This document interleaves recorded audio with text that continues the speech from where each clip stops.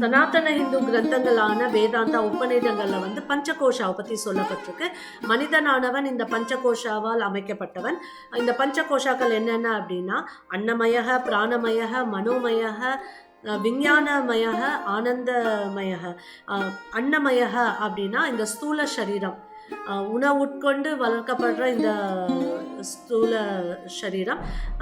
பிராணமயக அப்படிங்கிறது வாயு, மூச்சு காத்து. மனோமயக அப்படிங்கிறது புத்தி, மைண்டு.